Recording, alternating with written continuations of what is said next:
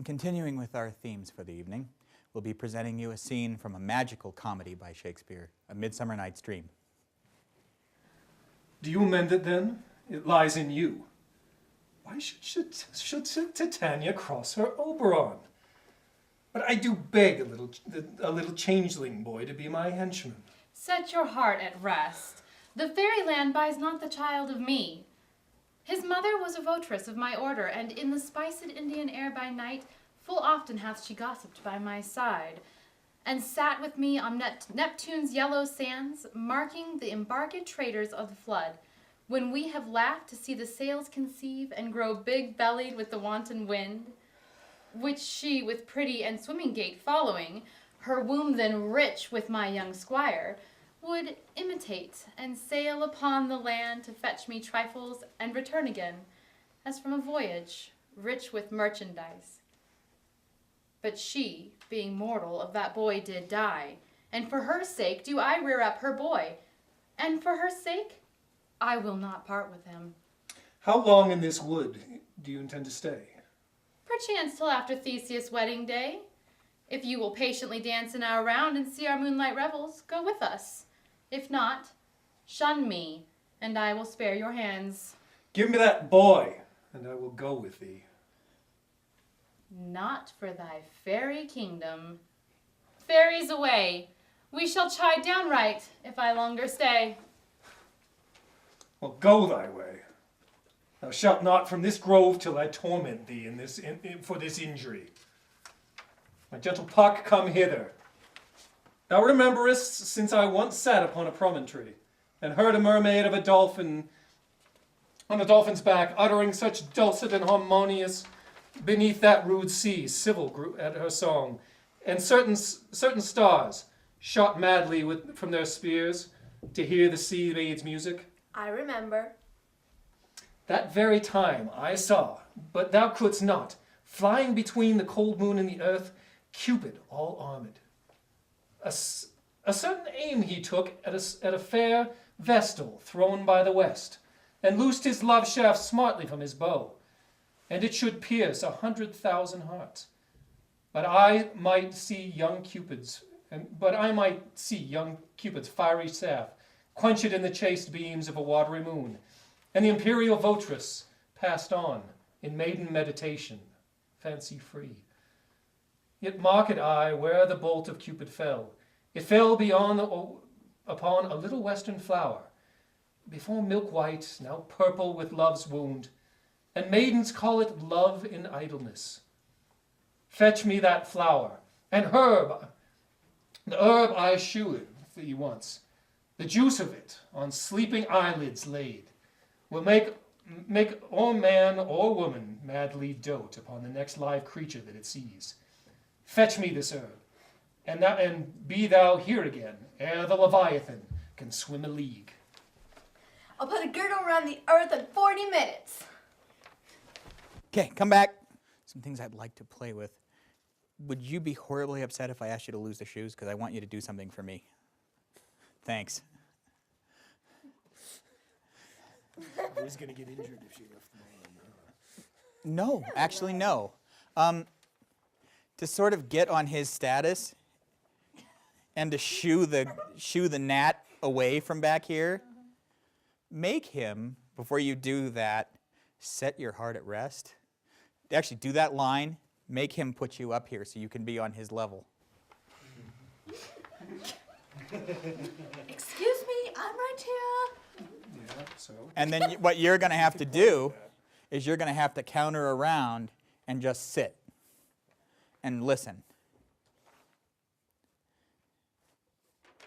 Really just, and the other thing is, you're never bored. Never. You're hearing everything that's said. And it's like, cool, mom and dad are fighting. How can I make this worse? I'm evil. No, more just fun-loving. I'm just mischievous. Yeah. I'm not bad. I'm just drawn. You can't order him like that. He can swat you out of existence like that. He brought you into this world. He'll take you out. Help, help. Nope, you can't do that. You got to actually be sitting and listening. And then once you get up there, play this to him. It's like, no, the kid's mine. What are you going to do with an infant boy? Seriously? Are you high? Imagine Aaron's friends if they had taken Tyler at birth. What he'd be like now. It's scary if I think of what you would do. But okay. And so right at the end, I need to get her on a pedestal. No, it's right at the beginning. Right at the beginning. I'm sorry, right at the beginning. And then you make him, how long? And you know what? You could even turn that into a beat. After she's done, and I will not part with him, how long are you going to stay? I'm not helping your ass down from there.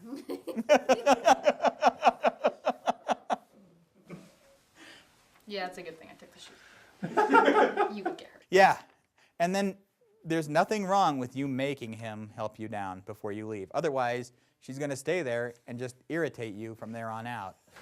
I would never.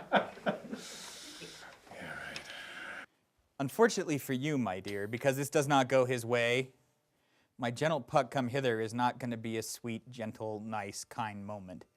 It's going to be... You will be the instrument of my revenge. Yeah.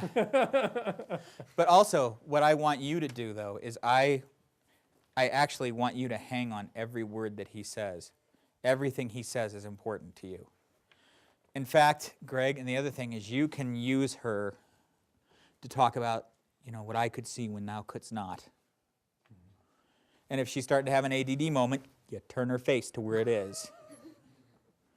Don't let her get away without looking at you. And then the fact that he's holding on to you so tight and his hands are almost around your neck, I remember. Yeah, I remember. I'm not going to forget. Please, Daddy Darth, let go of me. I don't have the plans. So, I mean, this is a game, too. This is a long-standing game because when you've been married as long as these two have, which is a long, long-ass time, it's never, you still love each other, but this is a game you play. You want this? Nope. Nope. It's more fun to fight with you about it. And take your time with this, Greg. Really paint the words. Use your words to paint that picture. What I could see, what thou couldst not. This is a thou relationship. It's a very close relationship. You can afford to do that. Also,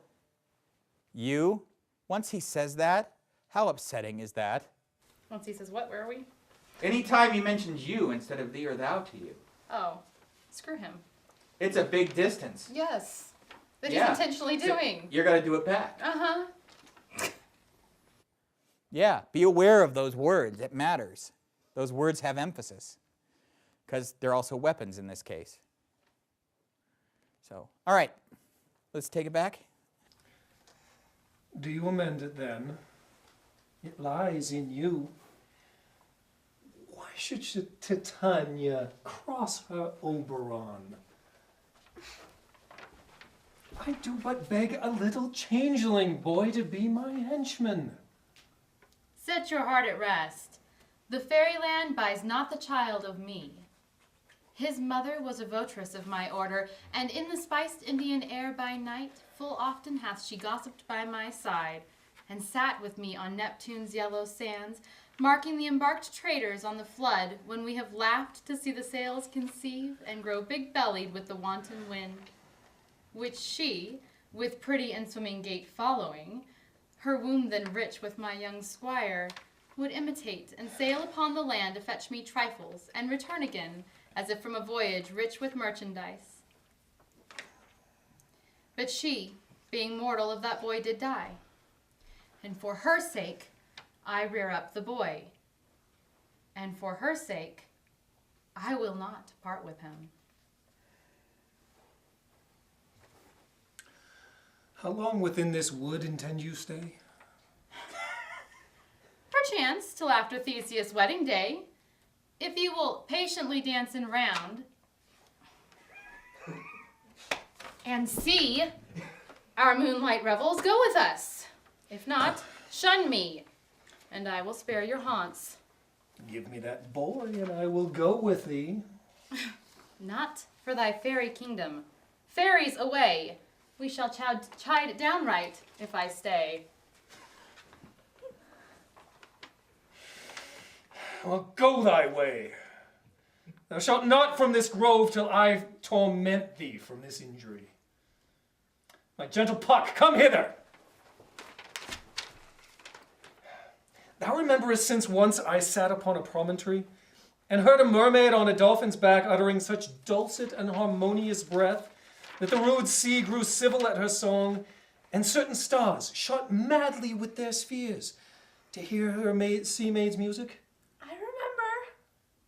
That very time I saw, but thou couldst not, flying between the cold moon and earth, Cupid all armed.